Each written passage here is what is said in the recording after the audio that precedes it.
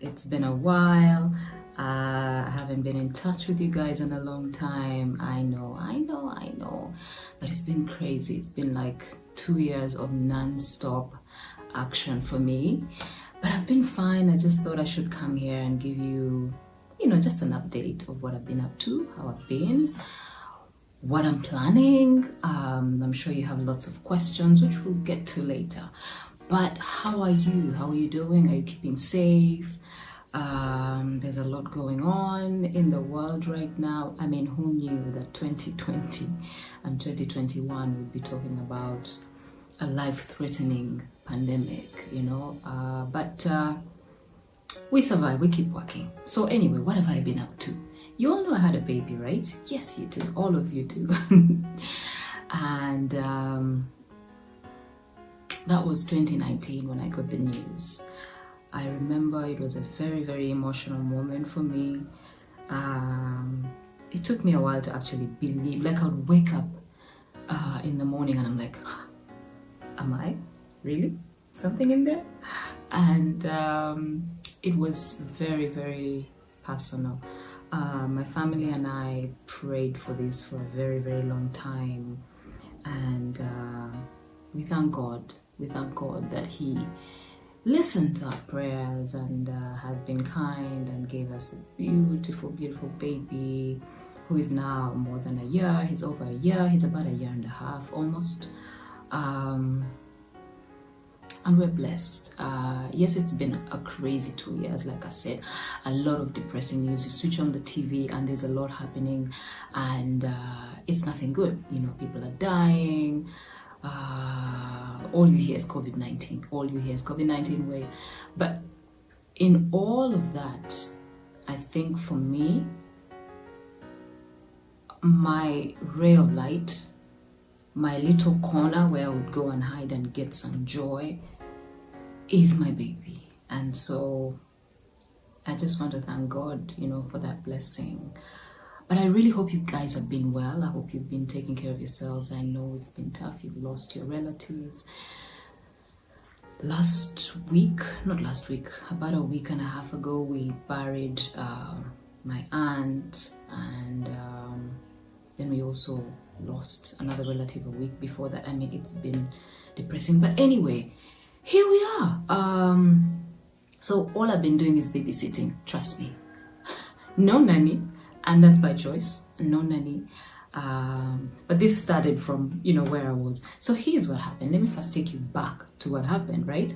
So 2019, I get the news that I'm pregnant. And then beginning of 2020, I traveled out. I went to Canada.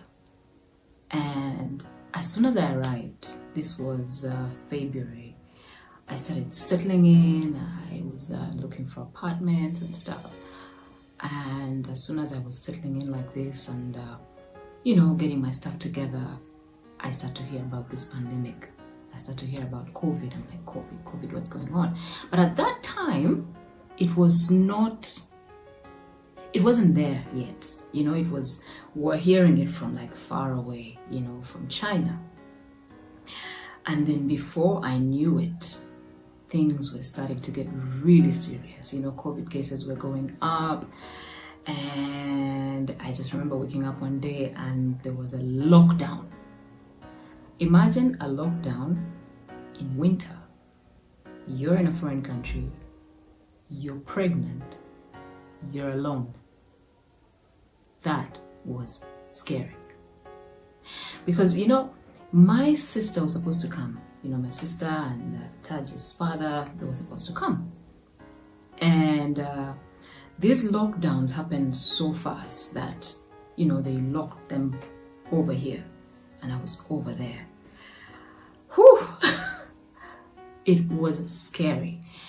Because now I suddenly had to think about how I was going to do things alone. I know you're probably wondering, why were you alone? Don't you have friends in Canada? No, I don't. Actually don't. I don't know that many people there. And I'm also, how can I put it? I'm more of an independent person. Like, I don't want to use the word because it might come off as maybe I don't like bothering people. I don't like, so even when I travel, no matter where I go, forget about this situation, but like, I've always been like this. Like, every time I travel, I don't, call people and come and pick me up from the airport. When you drop me at the hotel, can you come and take me? No, I like doing things myself. So, when I got to Canada, I didn't really want to bother the few friends that I know there. I knew that at some point I'd let them know that, hey, I'm here. But I wanted to do things on my own. I wanted to settle in. I'm a big girl. Look, I'm a big girl. So anyway, but of course I knew that my sister at some point would come because, yes, I was going to deliver. And yes, you have to be with at least a family member when you're going to deliver. So I was sure my sister was coming. I was sure Papa Taj was coming. And so here I am getting the news that, you know what, we're not going to make it. Okay. So anyway, fast forward, I had to figure it out. I had to be a big girl. Things were tough. It got depressing at some point because I was handling everything alone. I had to do my hospital visits on my own. I remember being in the middle of a lockdown and everything was closed and there were so many COVID cases. But then imagine you're seeing all that on TV, but then you have to go into a hospital. Like, it's scary, and that is what I had to do. I remember getting into the Uber because I used to use Ubers, when I was there. And every time I sat into an Uber, I was like, okay, I could get COVID here. Because, there were many cases getting, COVID from Uber drivers and Uber drivers getting COVID from the passengers. So it was something I used to, worry about. But, sometimes you just have to give everything to God and just trust Him and say, you know what, I'll be fine. God's going to protect me. All will be well. And that was it. So I pushed on through. I kept doing my hospital visits until delivery time. I had the most amazing team of doctors. They were so kind. And because it was a pandemic, they kind of knew that there was a lot of people in the country that were, stuck alone in the country. So they would ask you these questions. Are you okay? Do you have your family? Were they able to make it? Do you need anything? So honestly, I was well taken care of. They gave me a doula who was with me throughout the time of delivery. Wonderful, wonderful lady. She literally treated me like her daughter, She was in her 60s, I think, mid-60s, but such a kind woman. And so, weeks to delivery, she prepared me, she checked on me, she gave me everything that I needed, made sure I was comfortable. She made sure everyone at the hospital was treating me well. I mean, I was comfortable. I was fine. I was just lonely because I missed my family.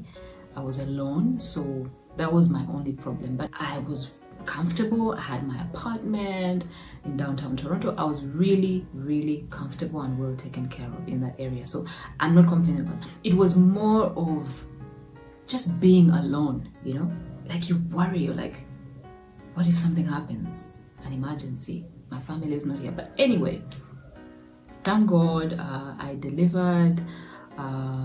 We had a friend who came in towards my delivery date, and she helped me out with the shopping. You have a lot of shopping to do when you're going to have a baby.